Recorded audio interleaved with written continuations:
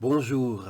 Avant de monter au ciel, Jésus nous a laissé une mission à accomplir. On peut le lire dans l'évangile de Matthieu au chapitre 28.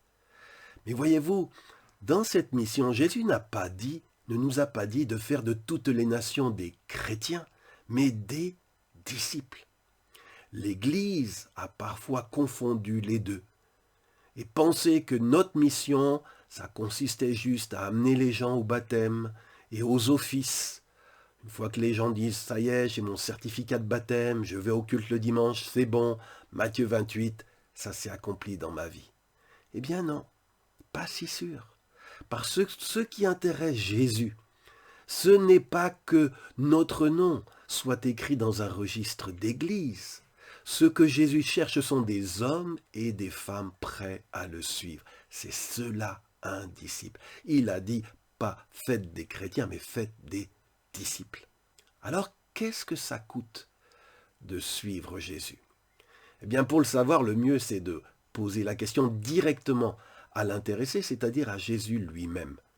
Et dans l'évangile de Luc, chapitre 9, versets 23 et 25, Jésus dit à tous, « Si quelqu'un veut venir avec moi, il ne doit plus penser à lui-même. Chaque jour, il doit porter sa croix et me suivre. » Pour Jésus, devenir son disciple, c'est renoncer à sa vie propre, à ses propres projets.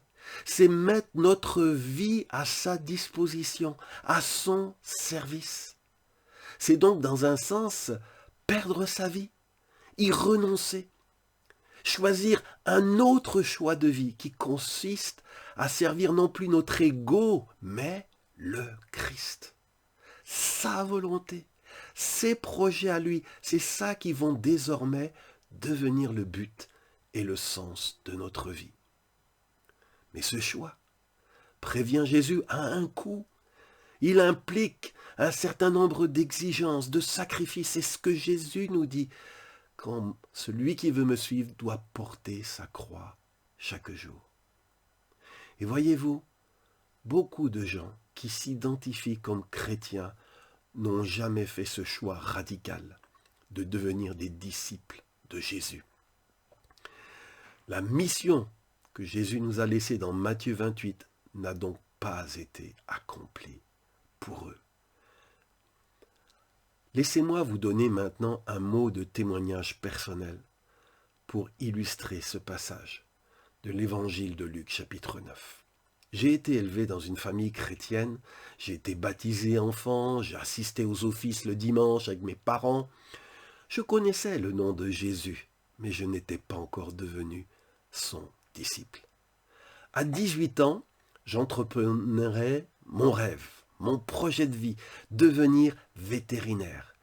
Une carrière en France enviée par beaucoup car très difficile à réaliser et prometteuse d'un très bel avenir.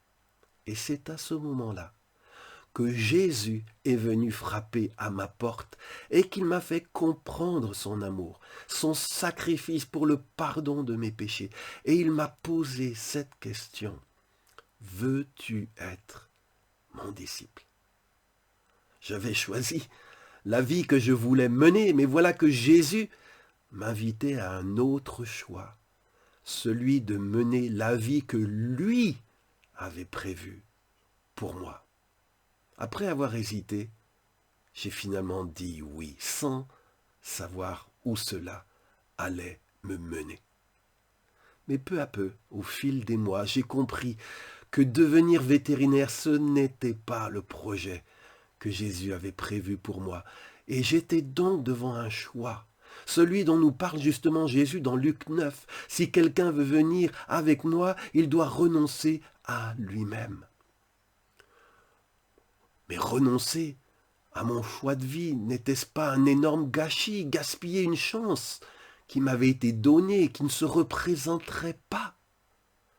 Mon entourage me mettait la pression. Mais si tu renonces à ta carrière, t'es un insensé.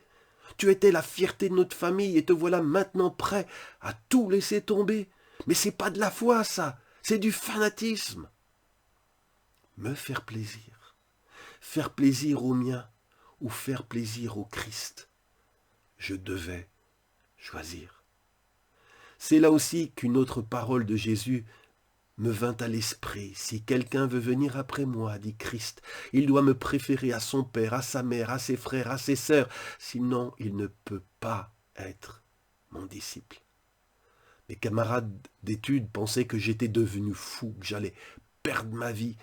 J'avais une occasion en or de gagner un statut social, beaucoup d'argent, et j'allais gâcher tout cela pour suivre Christ.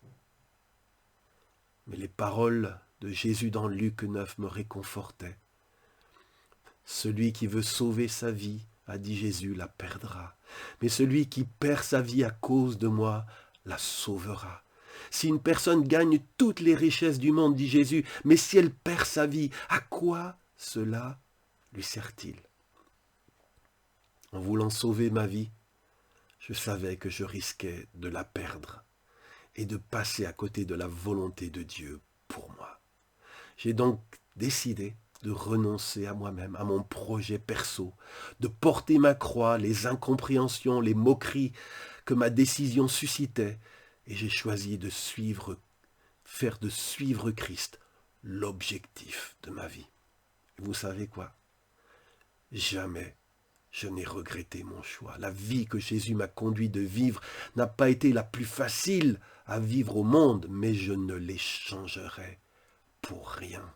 Elle vaut mieux pour moi que tous les palais du monde. Et toi qui m'écoutes, veux-tu être son disciple? Es-tu prêt de cesser de penser à toi-même et de dire à Jésus, c'est toi que je veux servir, pas mon ego, ni mes intérêts propres. Jésus a des voies différentes pour chacun d'entre nous.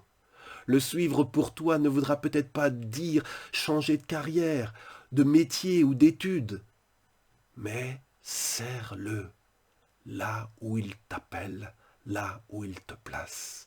Ce qui compte, c'est que tu sois prêt à dire oui à ses projets, oui à ce qu'il te demandera, même si cela devait te coûter gros. Chaque jour, le projet pour un disciple, c'est faire la volonté de notre Maître et pratiquer les œuvres qu'il a préparées d'avance pour nous. Chaque jour, on est appelé à prendre notre croix, c'est-à-dire à accepter les défis, les exigences et parfois les souffrances que suivre Jésus implique ici-bas. Je prie que Dieu fasse de toi une disciple fidèle de Jésus. Seigneur, je t'en prie, tu n'es pas venu chercher des chrétiens, mais des disciples. Tu nous as dit de faire de toutes les nations des disciples, des gens qui sont prêts à tout perdre, à renoncer à leur propre projet, leur propre vie, pour se mettre entièrement au service du Maître. Fais ce miracle, Papa. Fais ce miracle encore une fois dans la vie de nombreuses personnes, pour la gloire de ton nom. Amen. Si certains d'entre vous, vous vous sentez appelés à vous former pour le service du Maître, je voudrais vous encourager à jeter un coup d'œil à notre parcours de formation que vous trouverez sur notre site cdlr.fr. cdlr.fr. Vous pouvez faire ce parcours de formation par vous-même ou bien comme un étudiant inscrit.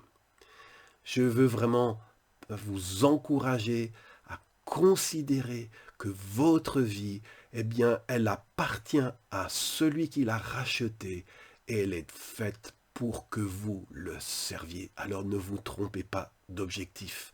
Et je vous encourage aussi à vous former pour porter encore plus de fruits dans ce service du Maître. À vendredi prochain et pensez à visiter donc notre espace de formation sur le site cdlr.fr. À bientôt, que Dieu vous bénisse.